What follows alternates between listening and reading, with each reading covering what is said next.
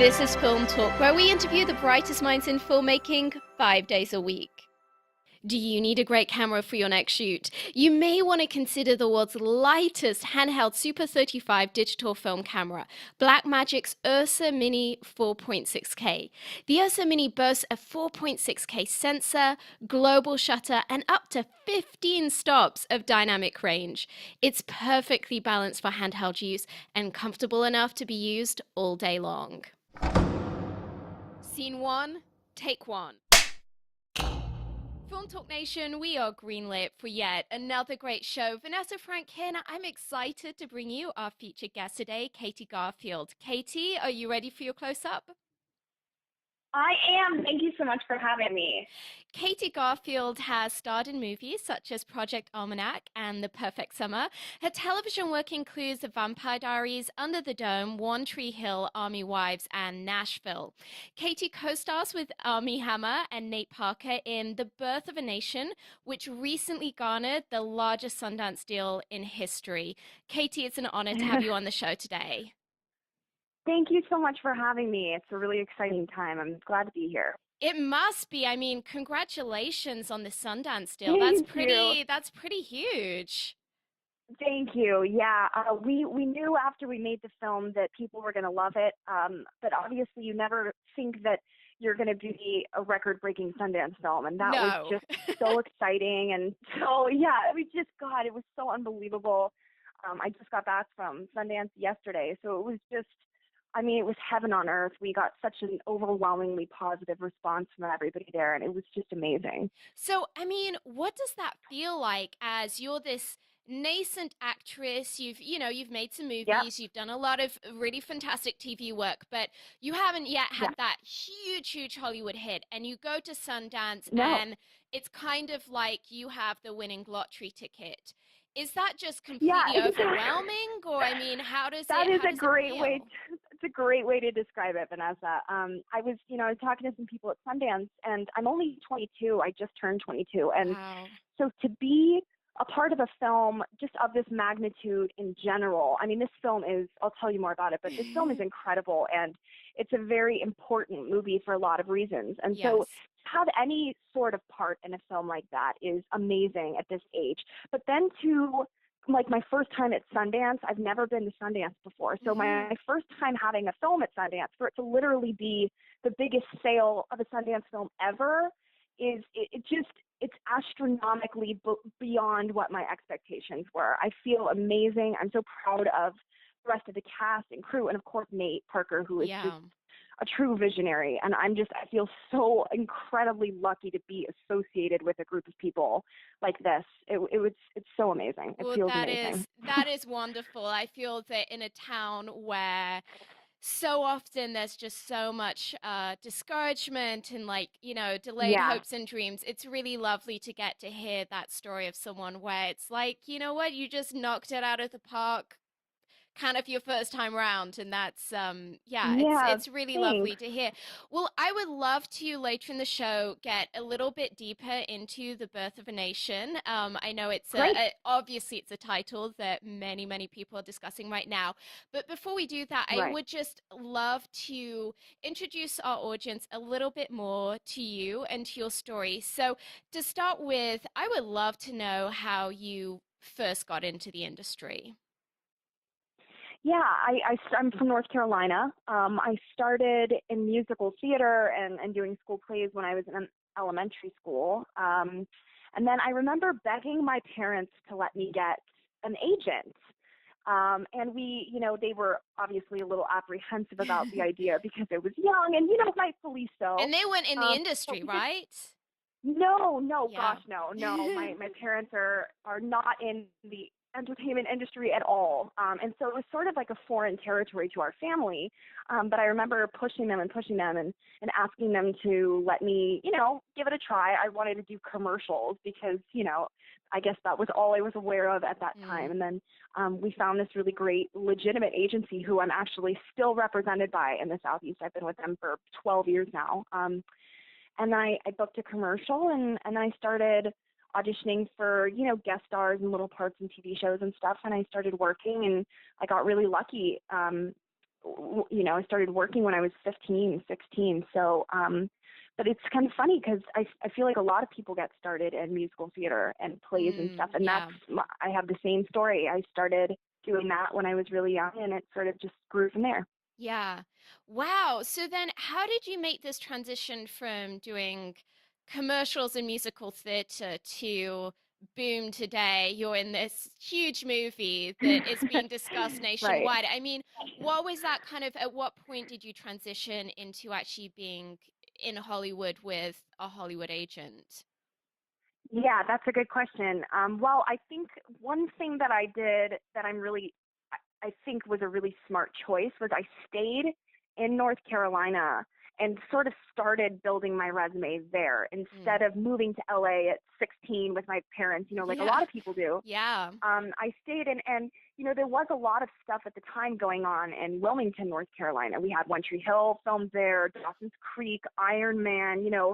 People don't really know that, but there's a huge Yeah, it's entertainment the hub in the Screen. Southeast, and Am I so right in thinking it's Screen Gems Screen Gems. Studio? Yep. Yeah. Mm-hmm. Screen Gems, exactly. And so there was actually quite a bit of work there for a young actor starting out. And so I stayed there. I finished high school, and I got in I tried to get in all the shows that filmed around me in that part of the Yes. country. And then, and then I graduated high school. I was 18. I had had a couple guest stars on TV shows under my belt, a big feature. And then I decided to move to LA. And I was working on music as well. I'm also a songwriter. And so I've been traveling back and forth from LA to North Carolina working on an album. And then, so it just sort of felt like a natural time. And I think my parents kind of always saw it coming because they really didn't fight me too hard. They supported me, and they knew it was coming at some point. And then Well, I I mean, packed I my think it's stuff, kind of and like it doesn't sound like it was something you were doing on a whim when they've seen, hey, no, you've yeah, done it was. One Tree Hill, Mhm. you've got some good globally recognized shows under your belt. I mean, Yeah, that fosters a lot of yeah. belief. Definitely, yeah. I think that was something that I'm glad I did. I stayed in North Carolina. I came out to LA with, a small, modest resume, but a resume nonetheless. And I think that that was really important because it Yeah. allowed me to come out to LA and, sign with an agency and a management company that I wouldn't have been able to sign with if I had started here. Mm. You know what I mean? And so I sort of did a lot of learning back there, and then brought it out to LA and made the transition. And I've been incredibly lucky since I've lived in LA, just 3.5 years, I feel like I've assimilated well here. I've got an awesome team around me now, Well, and clearly. I've been really fortunate. Yeah, I've been Clearly. really, really fortunate. Yeah. Well, I'd love to dig into that whole thing of what it's like coming to LA as an actor, an actress who has a little bit of experience under their belt, but nonetheless is still, kind of Right. green, and Hollywood can be Yeah. a really nasty town to Yes. work in.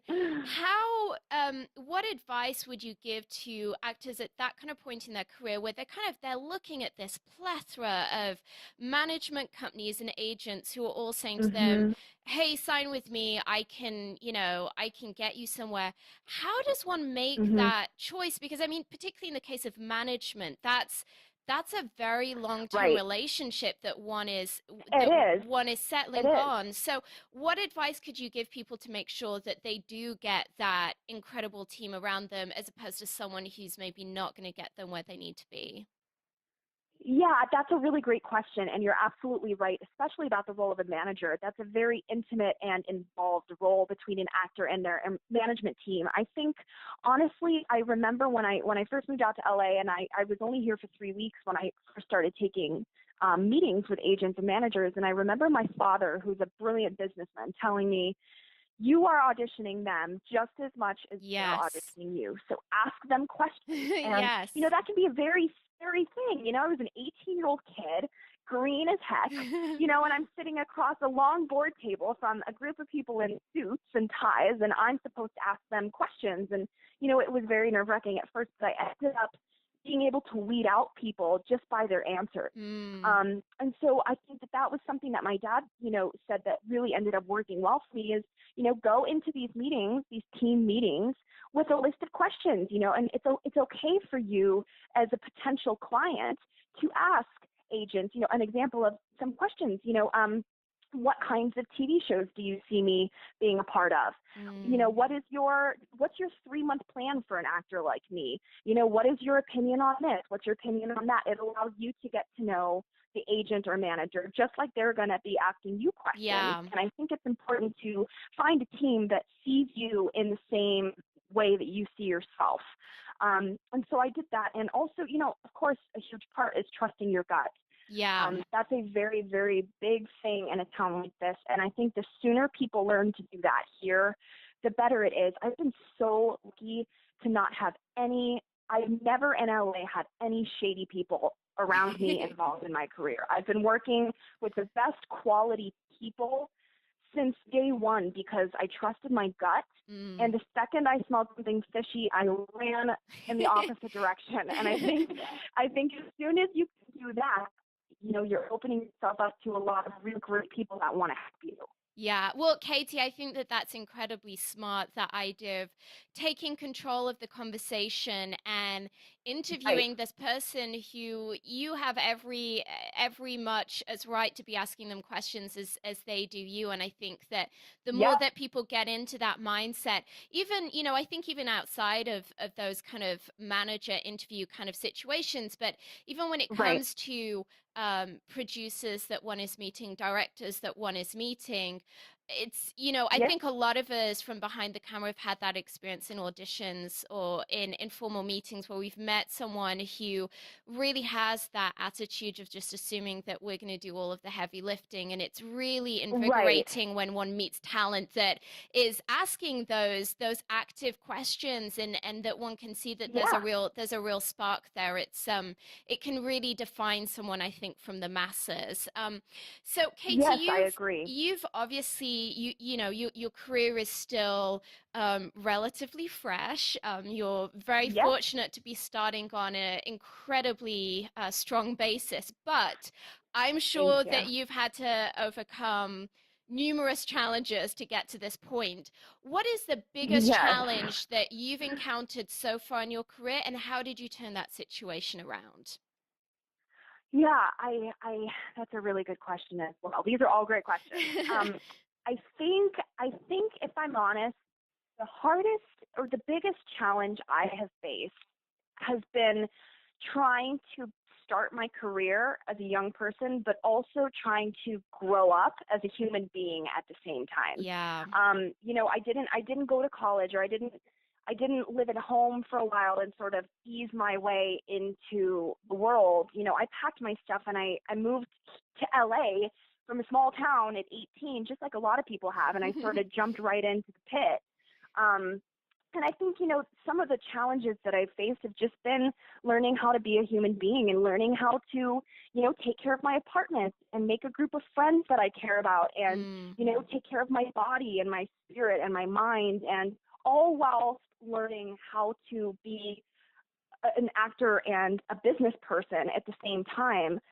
Diving right in like that was very challenging. I called my mom for everything for the first month probably that I lived in LA. Mom, how do I do this?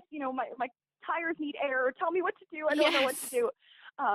Just little things like that because I was so young. And that is something that I'm still working on, is learning how to be a well-rounded person, and also an actor and a business person that I can be proud of. I think it's so important to be well-rounded and to have other aspects of your life, but always remain focused on the goal. And so, that's something I work on every day, still to this day. Yeah, I would say that in a town like LA, finding that balance of having a healthy social life, looking after one's body, looking after one's health is such a huge challenge that I think at any age is difficult, yet alone when you're very young and it's your first time away from home. And so I just really applaud you for identifying at such a young age that is something that's important, because we have all seen these horrible stories of young actors that just, they hit the big time just way too quickly when they have not yet figured Yep. this stuff out, and that can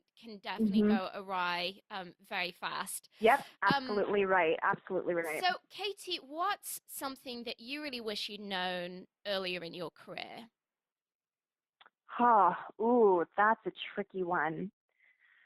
Well, I had heard people say when I was thinking about making the transition to LA, or when I had first gotten here, that you have to really do all of the heavy lifting yourself. Mm. And I sort of didn't listen to that, and I sort of thought, well, if I sign with a big enough team, they'll just do everything for me, Yes. and I'll just have to show up and read the lines and book the job. I learned not the hard way, because I learned very quickly after, my team, they're so wonderful, sort of put me in my place and woke me up and said, hey, lady, you got work to do. Yeah. When I first got here, I think part of the thing that I wish I had known is that no one's going to put as much heart into your career as you are going to, because each Absolutely. person in this business wants it for themselves more than anybody else does.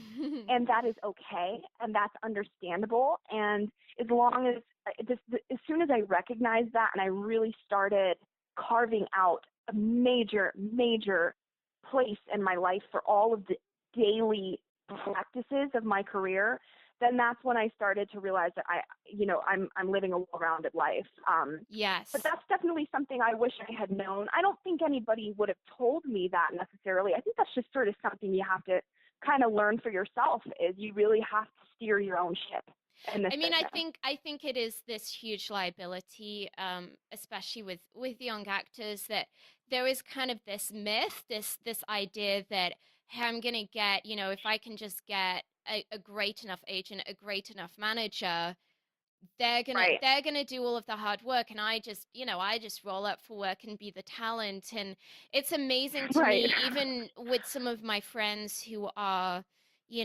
exceedingly successful actors or Mhm. singers, the extent to which even their managers continue having to say to them, listen, you have to be the one working it, because when you're at that party at the Grammys, when you're at that party Right. at the Oscars, it's still for you to figure out how you can make every interaction, every every conversation that you have with people when you're in the room with them, an Yep. opportunity. And look, be having, as you said, that businessman, businesswoman approach of just seeing Yep. things through the lens of where are the opportunities coming up here, and really partnering with your manager and your agent in that respect.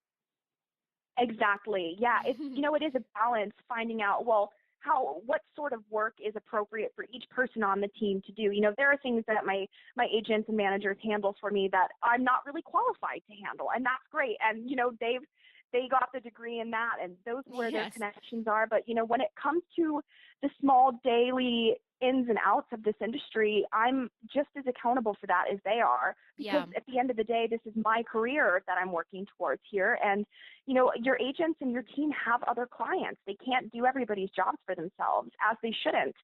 So I think that's a super important um, lesson to learn if people are considering moving to LA or New York, or really anywhere to pursue this business. Absolutely. Well, to speak to that whole question of daily practices and habits, what are those daily practices that you have that you feel have been really instrumental to contributing to your personal success? Yeah, this is definitely a people business, first and foremost. And I would say that my favorite daily practice, because I really enjoy it, is the networking, and not just going out and meeting new people, but keeping in touch and nurturing the relationships that you've made with people that you've met. Whether it be Yeah. casting directors or producers, writers, fellow actors.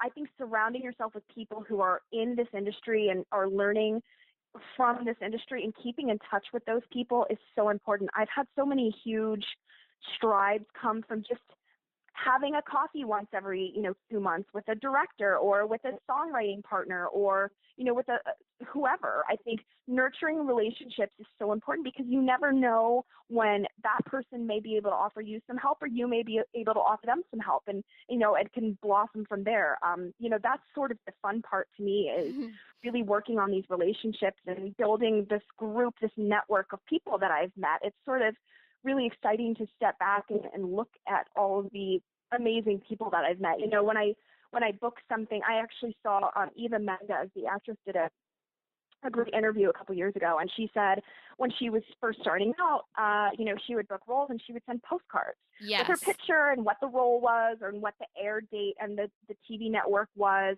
to all of the people that she had met. She kept a list of the contacts that she had, and she'd every once in a while just send a postcard out. Hey, I'm in this movie. It's going to be in theaters next month. You know, check it out. Let me know if you're in LA. I'd love to catch up. And I started doing that and got to reconnect with some, you know, old business contacts and friends that I hadn't talked to in a while. So I think that's really, really important. You know, you don't want to be out of sight, out of mind, because this industry is a revolving door of talented people, and you want to stay fresh in the minds of people in this business. And so that to me is hands down the most important daily practice that I do. Of course, you know, besides studying the craft, which everybody needs to do, but and which is also a very fun part. But yeah, I think it's really important to do that. I think that that's incredibly insightful because truly this industry is about longevity. It's about a marathon Right. rather than a sprint. And you Yes. can be the most talented person on the face of the planet, but if you have that short-term mindset, it can really, really trip you Mhm. up. And it's interesting that you mentioned postcards because as you were speaking, that was very much a thing that was coming to my mind. Is that I know that for me in my own career, it's been incredibly helpful, you know, particularly as I'm a director, and so, you know, when you wrap a shoot, just to be able to send a thank you card, or when finally the movie Yep. comes out, to be able to send a DVD or a poster or some kind of a thank you to celebrate that production. I think even when one's on a smaller budget, is something that can make such a tremendous difference. And at a time when so much of what we do is digital, is by text, is by Yes. instant message, taking the time to put something in the mail makes such a difference to people. It's like these days it's so rare to get anything other than a bill through the mail, that having that, like, I you know. know, a physical handwritten card, like, it blows people's minds. And I really think you know, it's a delight to hear an actor get that concept, because I think that, you Right. know, as someone who has myself had a lot of actors and actresses, you know, it really is like night and day difference, that, you know, kind of one out of Yes. like 100 actors who gets this and who actually thanks you for the work you've given them and sends you a card. Yes, of It's like, course. you know what, I'm gonna hire that person again, as opposed to the guy who never thanked me, never came in to do his looping, and refused to do any publicity. Right. You know, it's really makes quite Right. a Yeah. difference. Yeah, um I was on a set a couple years ago, and one of the other actresses, I think 17 or 18. It was my first big movie, and one of the other actresses had handed out handwritten cards to all of the cast and crew, and just hey, you know, this is my email address. It was so awesome working with you. I live in LA. You know, shoot me an email if you live there, if you're ever there. It was so great to spend this time on set with you. I hope I get to see you again soon. And yeah. I have, from that day forward, done that on every set that I have been a part of. And I think that that is something, and I've gotten, of course, cards like that in return. And it takes that relationship It one step does. further from just a professional relationship to a professional relationship with a bit of a personal touch. And that helps you stick out in people's minds. And It it's the right does. thing to do. And it's, you know, it's taking 20, 30 minutes out of your time to really connect with people that you've worked on the same, you fought the same fight with this group of people, and Yeah. taking that extra time to show them your appreciation is so important. It's not, I'm glad to hear that you do the same thing too. It's very refreshing. Well, I just, you know, I think it's such a, it is a real challenge that it's such a transitional industry, that Right. I find it is an environment where one has to be particularly intentional in order to be able to build up a network, to build up a community. And for me, it's even just a question of humanizing an industry that Right. can feel very cold, that can feel very, very temporary. And I think that the more that one can just build up a network of people that you see first and foremost as friends, as opposed to colleagues, it makes the job a little bit easier. And in this industry Absolutely. where everyone's fighting for the extra inch, you know, if that's the thing that can keep you doing a job that is that involves a lot of travel, that involves a lot of Yep, diversity, then it's a good thing to be doing. Well, Katie, I I would agree. love to know, as someone who is, admittedly fairly young, as an actress and fairly young in this industry as well, I realize that you haven't had, years and years and years to be around to maybe be able to speak to this, but nonetheless, within the few years that you have been in Hollywood and that you have been working as an actress, I mean, you did start out still relatively young doing Yep. commercials and musical theater. What do you think is the most important thing for our listeners to understand right now about the evolution of the film industry? Oh, that's a great question. I was actually just talking to somebody about this. Obviously people with streaming television and media, Netflix, Hulu, Amazon TV, that's changing the entire landscape of our industry. It's taking people into new directions, filmmakers, writers, directors, actors, and suddenly the portal of work that we are all sitting in has quadrupled in size, if not more. Mm. So, that also makes for a little bit more of a saturated market, which is tricky. As the technology age pulls us further into, this realm of everything is so accessible, I think it's super important for people to understand that you need to take every single opportunity in Yeah. every kind of medium that you can. I don't really know anybody who is successful that is only doing one thing. You Mm. have to have layers and facets to your career, and whether that be, you're primarily an actor, but you occasionally write or you direct or you have a blog or, you know what I mean? Just anything, just opening yourself up to new networks and streams of work and people is so important. And with the way that the media is changing and everything is so accessible now, you want to have your face in multiple places Yeah. and you want to have that name out there. And so I think that, more so than 5, 10, 15 years ago, that is super important now, and it's only going to continue to become more so as time goes on. I think people just kind of have to do it all these days. And, that's challenging, but it also makes for a way more exciting career and gives you an even better chance at longevity. If you're doing Yeah. 10 things, you're far more likely to get struck by lightning, and that's Yes, awesome.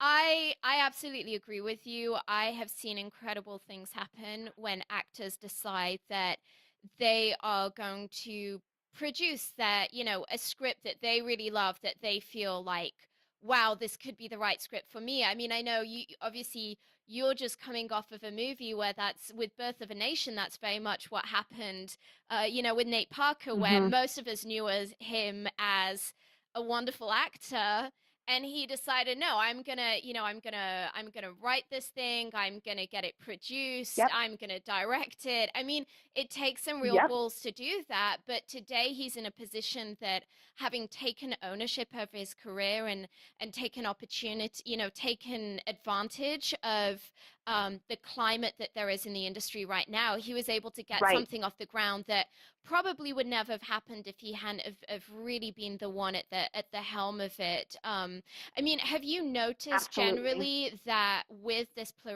proliferation of new platforms, new content, do you feel that there's more auditions for actors, in terms of, obviously not the self-generated projects, but in terms Right. of just sheer numbers of auditions, are you seeing more opportunity there, or is it much the same as it was a few years ago? It's a good question. It's actually been sort of wishy-washy for the last couple of years, Mm. because of course the major networks are being affected by Netflix and Hulu, who Yeah. operate on their own realm with their own schedules and operate in a very different system. So it's sort of funny. I would say that I've noticed not a trend, but some spikes in up and down of auditions from network television projects. But then I've seen lately a lot of feature films, which is very exciting for me. I Mm. think a part of that comes from the fact that states are now really giving great tax incentives to filmmakers, especially in the Southeast. You're looking at a major increase in film incentives in Georgia and Louisiana and North Carolina. People are getting support and help from their state governments to make films now. So I have seen, with the help of my East Coast representation, a really great increase in work in the Southeast, which is exciting for me. And I think here in LA, I think LA and the entertainment business here is still trying to map out that climate and how things are changing and how things are going to change over the next few years. I'm happy for the way that the trends are changing. I'm seeing a lot more auditions, for different stuff, for great content now. Some of the best television shows we have right now are on Netflix, or, They are, original yes. series and by, sort of independent television makers, which is really exciting. And that's something we've never really had before. So, it's definitely a time of uncertainty, but I can't really imagine it going anywhere but up. I think it's a really exciting time, and I think people are really excited about television now, which is nice. And of course, film is such a sacred thing in this business. But, I think as actors, we can only, sit back and hope that it ends up being an exciting ride for everybody. I certainly think it will be. Yeah, well, Katie, I'm sure that with your new movie just being such a tremendous success at Sundance, interestingly, it feels to me like it's really hit at a perfect time when there's just so much conversation about race relations in the US. I think you have nothing but very exciting things in your future. Well, Katie, let's enter the final act, in which we're going to be getting some of your top recommendations. But before we do so, let's take a brief moment to thank our sponsors. When you're putting together that masterpiece movie, the coloring is a major creative decision. It can make the difference between whether the audience interprets your story as warm, cold, dark, or light, and it can help define the genre of the film. Here's a quick tip. Horror movies tend to have blue tones, romantic comedies tend to have warm tones, apocalyptic movies tend to be gray and washed out, movies in which reality is off-kilter tend to have green tones, and action movies tend to feature a lot of teal and orange, particularly in their artwork. The Emmy Award-winning Davinci Resolve from Blackmagic will help you get that perfect color for your next production. The Davinci Resolve 12 combines professional non-linear video editing with the world's most advanced color corrector, so you can now edit, color correct, finish, and deliver all from one system. The Davinci Resolve is completely scalable and resolution independent, so it can be used on set, in a small studio, or integrated into the largest Hollywood production pipeline. From creative editing and multi-camera television production to high-end finishing and color correction, only Davinci Resolve features the creative tools, compatibility, speed, and legendary image quality that you need to manage your entire workflow, which is why it is the #1 solution used on Hollywood feature films. Katie, welcome to the final act, where you'll be showing incredible resources and mind-blowing answers. Are you ready?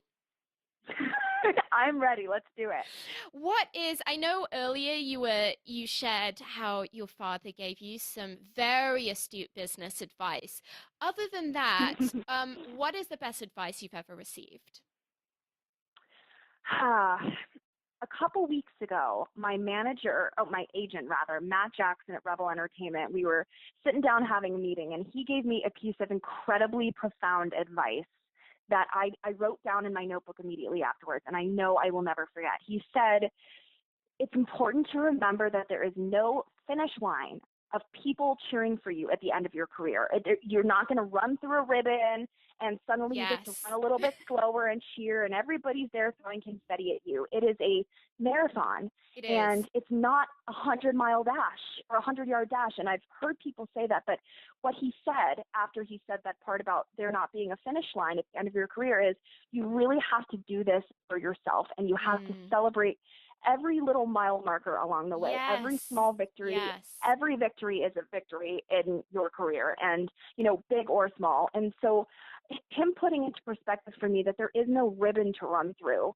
It's every stop along the way and every corner that you turn that is going to make up this career of yours. There is no finish line. I don't want there to be a finish line. I'm going to keep running till the end. I mean, God, a finish line sounds boring.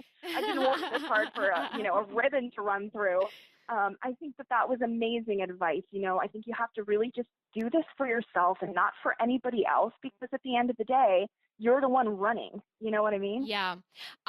It's so interesting that you say that. I just had this conversation a few days ago with a very talented young writer I'm working with who handed me over a draft, the latest draft of her script. And I just said to her, listen, really take the moment to enjoy having reached this milestone because it's Right. important to celebrate every single step in the process. And I think certainly, for me, actually, when I started out, actually as an actress, in my early teens, and I remember being on a shoot with someone who gave me pretty much that same piece of advice where I was saying, wow, I just, Yep. I can't wait for this to happen and that to happen and the other to happen. And she really took me aside and said, listen, enjoy what you have today because there is Yep. no way of knowing whether all of those things are going to happen. This is a very, very fickle industry. So rather than It is. missing today because your eye is on tomorrow, just embrace this day. And I know certainly, I actually have an actor friend of mine who recently was given or a while back was given a Lifetime Achievement Award. And I was really musing with him Wow. about that, about how it's kind of it can feel almost like a little bit of a backhanded compliment of just, as an actor, when Right. you're like, does this mean my career is over? I mean, this is great, Right. Does but, this mean I've reached my like, peak? yeah, Yeah. and so I think definitely that having that point of view of saying that, yes, when you're later on in life, you're probably not going to want to be cranking out movies like you were when you were 22, but still of saying Right. that it's really one needs to be in this industry just for the pleasure of the work itself. And Absolutely. if you have that passion, then it's something that you're always going to stay in love with. Yeah, and it's easier said than done. It's everybody that I know struggles with this. For people listening who struggle with not living in the moment, but really celebrating every small step along the way and not always having your eyes on tomorrow and the next 5 steps ahead of you. It is Yes. difficult to do that because it's difficult to get, not to get swept up in the excitement of the possibilities. And it's certainly okay to dream about the great things that could happen for you if you continue to work hard. But I'm starting to learn, and this is a really new lesson for me, that it is so important to pat yourself on the back and to recognize the hard work that you put in and notice the things that it's, of the fruits of your labor. You can't wait Yeah, until the end to look back and see all the great things you've accomplished. You absolutely. may not You recognize them might 30 drop years dead from before now. that happens. Right, So, exactly, exactly. It's so, so important. so Katie, obviously you have just worked on what by anyone's standards would be deemed a dream project. But if you had just one movie to stake your entire career on, what kind of movie would it be and what talent would you want attached? It's funny because when I was thinking about this question, my answer is the film that I'm a part of. And of course, Yeah. I'm sure I sound incredibly biased about that, but my heart is so full of love and appreciation for this film and this group of people. To me, this movie, The Birth of a Nation, is historically accurate. It's culturally necessary, socially relevant with what's going on in the world, and it's incredibly, incredibly moving. I can't Mm. really imagine a more perfect recipe for a film than that. Yeah. And also something that I noticed during the filming process of this movie is the intentions behind Nate, our director, writer, producer, Mm. star, and the, Hmm. the team of people that he made this movie with.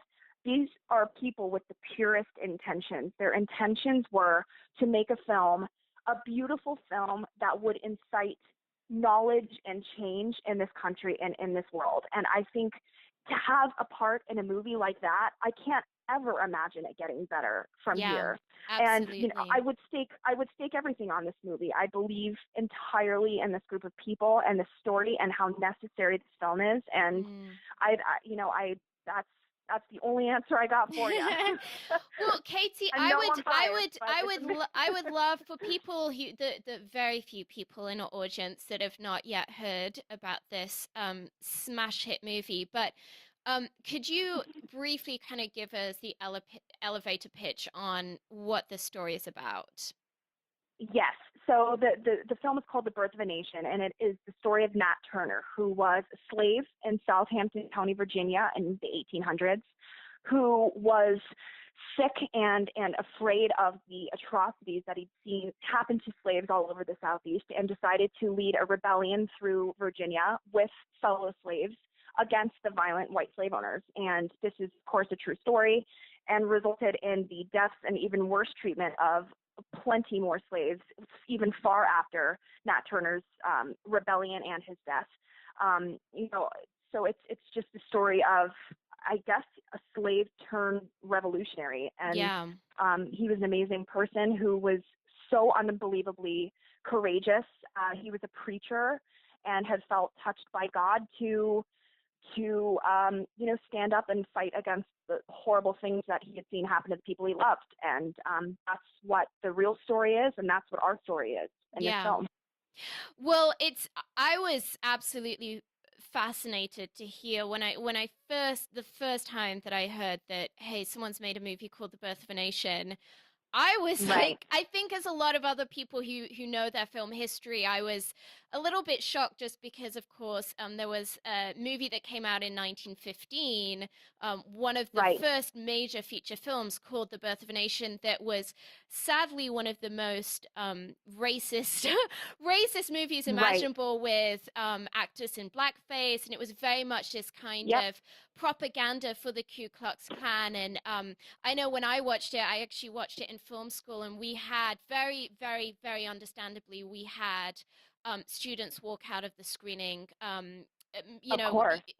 black students that just were like, I understand this is part of the syllabus. I can't sit through this because this is just the most offensive thing I've ever seen. And so it was really interesting to me to kind of hear about the genesis of this project, and the thinking of Nate Parker. He was saying that he very intentionally chose to name this movie coming out in 2016 The Birth of a Nation, because he felt that it was so important morally and spiritually to claim back that title, and in a sense right that wrong and say, let's make a movie that flies in the face of this atrocity that happened in 1915 when this first movie came out, that is the absolute antithesis of that. And I just thought, wow, what a bold move, and what a great opportunity to really open up that conversation within this part of the industry of people who do know what that movie represented. I feel that, to me, it seems like this could be a real turning point in our nation at a time when our industry admittedly is in crisis with what we're seeing happening with diversity and the Oscars. I think it's very fortuitous. All I can say is it's very fortuitous timing for your team in terms of marketing, and I think for our nation it's very fortuitous in terms of what this has the ability to do in terms of just conversation around race relations and really where this nation comes from.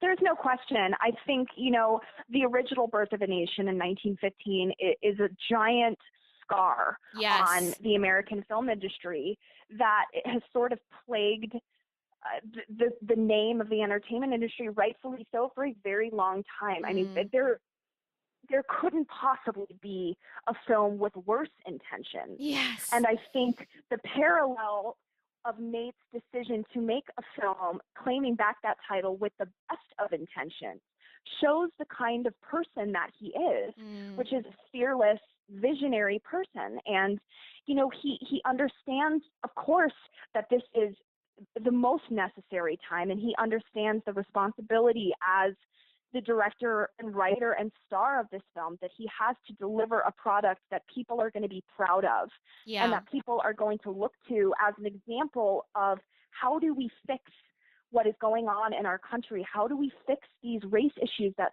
still plague us to this day? And how do we fix the fact that they're still affecting the entertainment industry? It's still a major issue, and I think his bravery of doing that through film, through what he does best, and being an advocate for change, is so admirable. And I'm just like, I'm just bubbled over with admiration of him and of his vision. It makes me emotional to think about. Yes. He's an Well, amazing person. as of yet have not had I know the movie is very tightly under wraps, and so Yeah. I've not yet been able to see it, but I'm very, as many people in the industry, I'm very excited to see it and to finally get to see this film that people have just been so affirming of. So Katie, you're clearly a very intelligent, well thought out young woman. I'm guessing Thanks. maybe that you read quite a bit. It's just a guess. I do. I'm an Yes. avid reader. I love reading. So I'm wondering, is there maybe a book that has been really helpful to you in your career that you could recommend to our listeners? That's a good question. Yeah, a couple years ago, I remember reading a book in high school. We read The Great Gatsby by F. Scott Fitzgerald, which is an amazing book. But when I was a sophomore, I remember we read a book called Things Fall Apart by a Nigerian writer named Chinua Achebe. And it's the story of a Nigerian tribesman named Okonkwo. And he is basically this legacy leader of this tribe in Nigeria. And due to some unforeseen circumstances that he can't control, he has this massive fall from grace where he and his family are basically exiled from the town that they are so famous in and so well respected in, which, of course, as a man and as a person, that would have been so difficult to go through. And it was sort of, I think I was 15 when we read this book. And I remember my classmates sort of laughing it off and not really understanding it. And I remember being deeply, deeply affected by this book because it was the first time for me that I realized that there was real struggle out there. And this book is about, it's not only about Okonkwo and his fall from grace, but it's about this group of people in Nigeria and how they lived in a very still sort of ancient society, and how the new European influence came into their village and started influencing them with modern, challenges, which really there was a big cultural conflict of interest for them.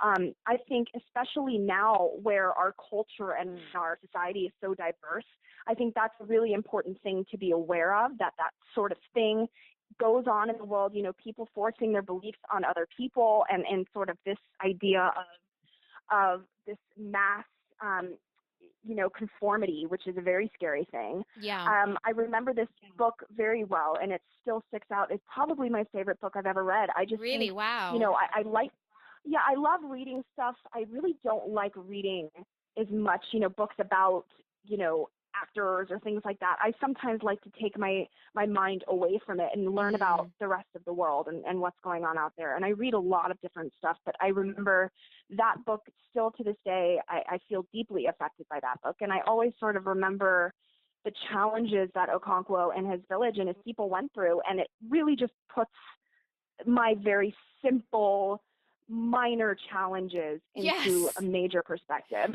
Absolutely. It really does.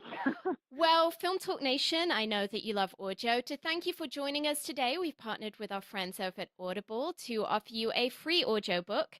Great titles available include Story by Robert McKee, Save the Cat Strikes Back by Blake Snyder, Why Not Me by Mindy Kaling, and Your Year of Yes by Shonda Rhimes. If you haven't already done so, you can claim your free audiobook at audibletrial.com/film talk. That's audibletrial.com/film talk. And this link will also be included in today's show notes. Katie, if you could recommend just one movie for our listeners, other than obviously The Birth of a Nation, what would it be and why? Okay. My favorite movie that I think everybody should watch is called The Grey. Liam Neeson stars in it. I cannot stop watching this movie. I've seen it so many times.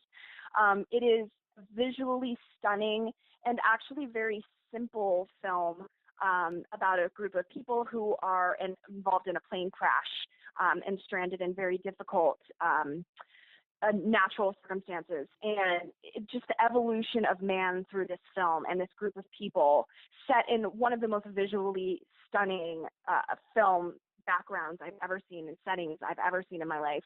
The score is beautiful. The character development is gorgeous. I think it's a bit of a masterpiece. And I watch it probably every 2 or 3 months just because I think, yes, it's so simple, and and you have to watch it twice to really pick up on the things that you may have missed the first time. It's just a sort of unspoken journey that is very, very stunning to watch, and it has a lot of deep veins that run through it. It's one of my favorite movies ever. Yeah, well, I'm sold, man. I'm going to check out that movie. Yeah, it you sounds have incredible. to watch it.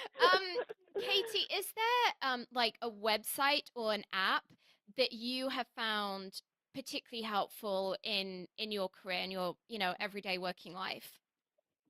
Yes, actually, there's a great app that I use on my iPad and my phone called Rehearsal. I think it's $19.99 or $20. You buy it from the iTunes library or app store. It's called Rehearsal, and basically it allows you to download scripts or audition sites from your email or from the internet or wherever, and save them into like your book of sides or of scripts. Yeah. Then from there, it allows you to highlight your lines, to make notes and the margins.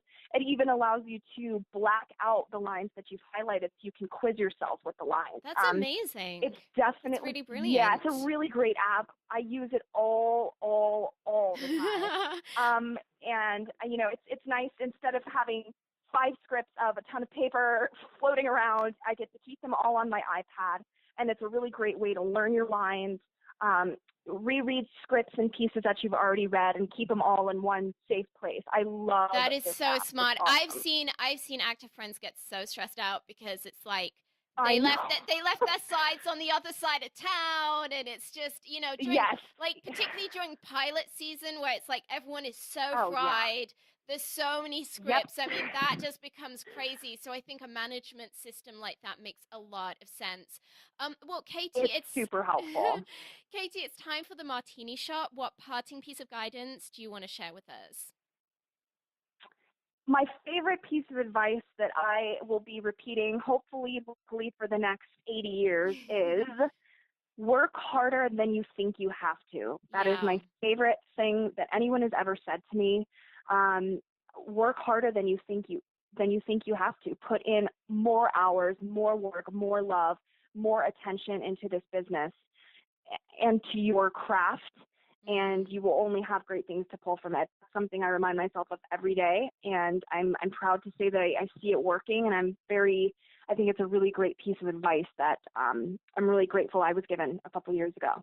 That is so wise. In a culture where everything is so like, it's like fast food nation, fast food career. Right. And I think particularly with this advent of reality TV stars, where there's this idea that, hey, I don't even really need to learn a talent. I can just get booked on some show and, like go on some dates with some bachelor, what have you. And before you know it, I'm a celebrity. I mean, it's definitely, I think that's a work ethos that's in short supply, but in great need. So I just thank you ever so much for sharing that brilliant thought with us. Well, that's a wrap. Film Talk Nation, in this industry, you're only as good as the people you know. And today you've been hanging out with Katie Garfield and myself. If you want to go the extra mile, head over to filmtalkpodcast.com and type Katie Garfield into the search bar. The show notes from today's show will appear along with everything we discussed, like Katie's recommended book and movie. Katie, we appreciate you sharing your priceless insights with us today. Film Talk Nation thanks you, and we'll see you on the red carpet. Thank you so much.